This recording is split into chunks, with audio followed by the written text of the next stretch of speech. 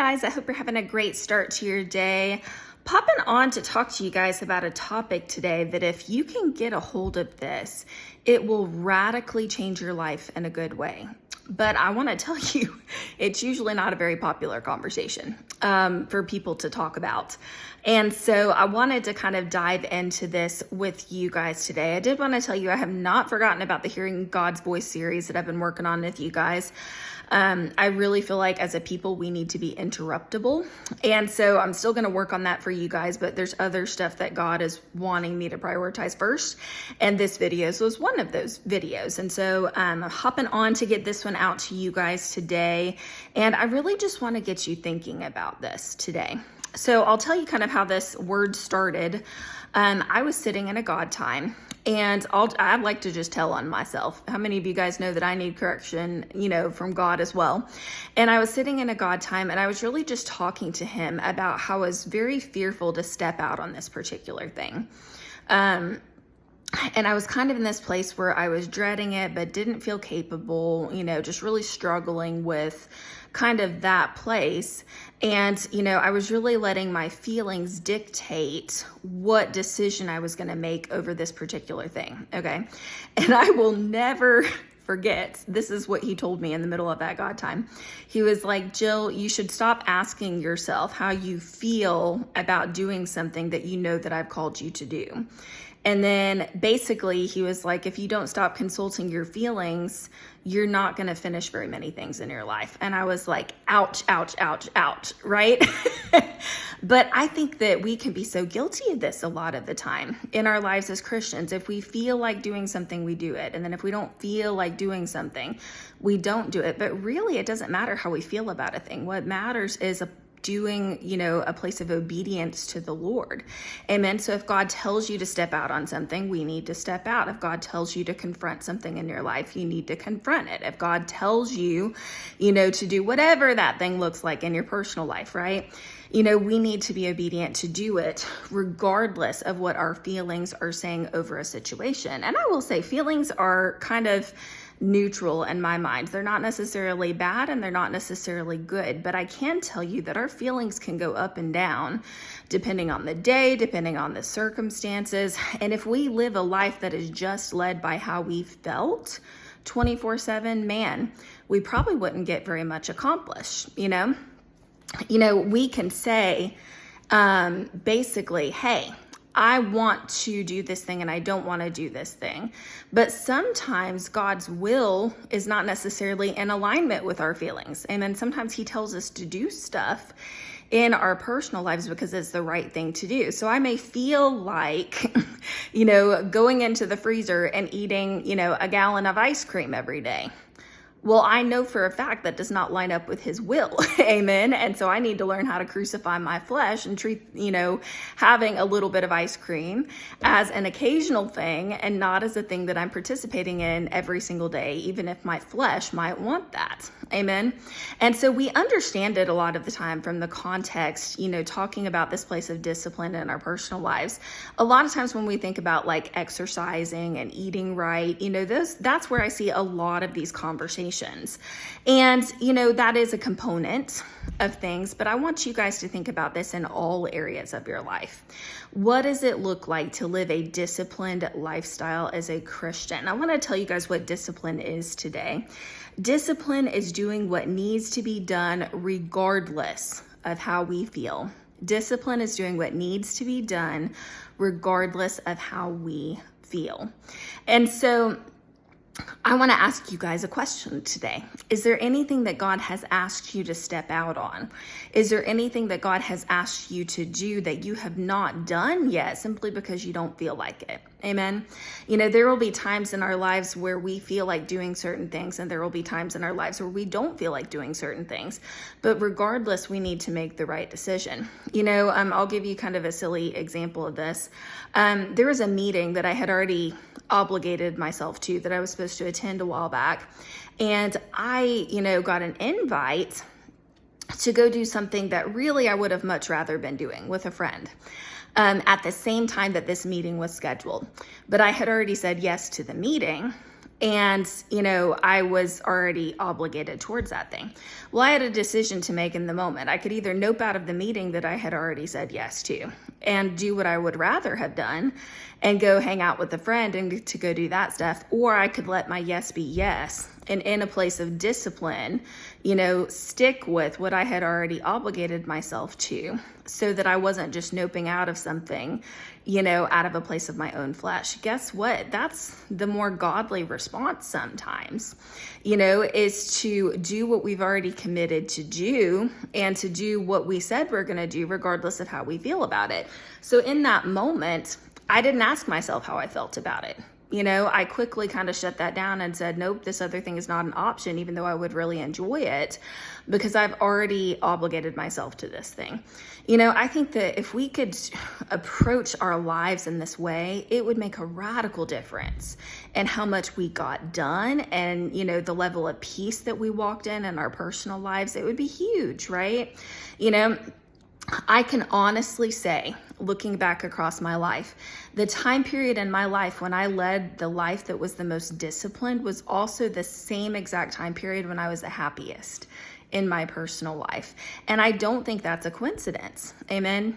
Discipline is doing what needs to be done regardless of how we feel in our personal lives. And imagine, how this would look. Back in the day, I had a pretty strict workout schedule that I followed on a routine. And I remember one day I was going to meet with a personal trainer back in the day, and I had the worst headache. Like, I was still functional kind of a deal, but I was not feeling good this particular day. And so I still got dressed in workout gear and I was headed to the gym to go, get this part knocked out because I had already made an obligation to the personal trainer and I was just going to get it done, kind of a deal. And that day, the personal trainer, she really noticed me struggling at the gym because the weights that I normally lifted were a lot harder to me. And I was really struggling. She even had to put me back on one set of weights that day because my head was hurting so bad and because I was just really, really struggling that day, kind of a deal. And I remembered, just having this conversation with her. And I remember just being like, man, this is super hard. Maybe I shouldn't have come today. And she said, no, you should have come today. And she said, I'm really proud of you for coming today. And she goes, it's okay to have days where you can't push as hard. It's okay to have days where, maybe you don't feel like you're 100%, but the fact that you showed up is what is making you so successful. And at the time I had lost like 50 pounds and was on this big, weight loss journey, kind of a deal. And basically she said, because you showed up when you didn't feel like it, that's what's caused you to have success in your personal life. And that moment really stood out to me and is something that has sat with me for years and years and years, because you know what? Sometimes you're going to have days where you don't feel like doing things in your personal life, or you're going to have days where a better opportunity might present itself, but it's not the thing that God is leading you towards. Amen. And it's so important that we live our lives from a place where we are being obedient to what he says, regardless of what our flesh feels in our personal life. Amen. Now, I'm not saying to not use wisdom. For example, if I had been unsafe to drive, or if I was, really in a bad place, I probably should have canceled that appointment with the personal trainer, but I was just dealing with a headache, and so that was a personal thing that God called me to. So, I'm not, saying that we shouldn't use wisdom and all of that good stuff in our personal lives when approaching different situations. And I'm definitely not trying to put you guys in a place of condemnation. Occasionally we do. The wisdom is sometimes putting our life on pause so that we can take care of ourselves, right? But I did want to tell you guys today the importance of not asking ourselves how we feel. Sometimes we just need to do the thing that we're afraid of. Some of you guys need to go write the book. Some of you guys need to go launch the business. And you may say, well, Jill, I don't have all the, next steps. What has God told you to do first? You don't need all of the next steps. I found more often than not in our personal lives, what God will do is he will give you a little bit. He'll wait to see if you step out on that, and then he'll give you the next step. Amen. And the reason that often he doesn't tell us everything to do all at once is because it wouldn't require any faith. It wouldn't require a dependence on him, you know? And so basically what we need to do in our personal lives is to quit asking ourselves how we feel about doing what we know that we should do. If we just keep consulting our feelings about every single decision in our personal lives, we're not going to finish many things and we're not going to get a lot accomplished. I'll give you another example from my personal life. You know, I knew many years ago that God was calling me to step into doing more ministry stuff on the side, kind of like I do with you guys today or whatever. And I was in a season of my life where I just really, really wanted to start doing all of this. You know, my heart was being pulled towards it. God was, you know, working on me. And I will never forget, I really thought it was the season where he wanted me to step out. I really thought it was, you know, because I had heard from him over this thing, that it was going to happen quickly. You know, it's kind of the whole Joseph concept, right? You know, Joseph got the dream from God in the Bible, and I'm sure that he might have thought that it was going to happen pretty quickly. Little did he know that years and years and years were going to go by of things looking the exact opposite before he actually was called to step into his calling. He had to go through a preparation process. And how many of you guys know that all of us have to go through a preparation process in our personal lives? And so I was really in a place of prayer one day, and I was asking God if it was time to step out fully on some different things in my personal life. And I remember God was like, you need to get a full-time job. You need to go into the secular workforce, and I am calling you to get a full-time job. And I was like, but God, you spoke this promise over my life. You told me X, Y, Z. You know, I don't understand. I thought it was going to happen quickly. I thought I was going to be able to launch into this. And, you know, he did kind of have me gradually start stepping into some things, but it was not the season where he was calling me to step into that full-time kind of a deal. And I remember I started telling God, but I feel like you're calling me into this. And I feel like you're calling me to step out and to do this. And I was like, why would you tell me that I need to go get, you know, a full-time job? And basically he was like, well, I want you to take your feelings out of it, Jill. He was like, do you enjoy having food? Do you enjoy having a roof over your head? And I was like, yes. And he was like, well, then you should do what I'm asking you to do. It doesn't matter how you feel about a thing. You need to trust that I'm going to lead you into it at the right time and be obedient with what I've told you to do right now. Amen. You know, I want to tell you guys, so often we feel like wilderness time in our personal lives is wasted time. It's not wasted time. That is your training grounds, ladies and gents. You know, David out in the wilderness, you know, when he was tending the sheep and when he was serving other people and those who were above him, you know, that was some of the most critical time to prepare him to step into that assignment as king one day. You know, I want to ask you a question. How are you stewarding, quote unquote, your hidden season? Amen.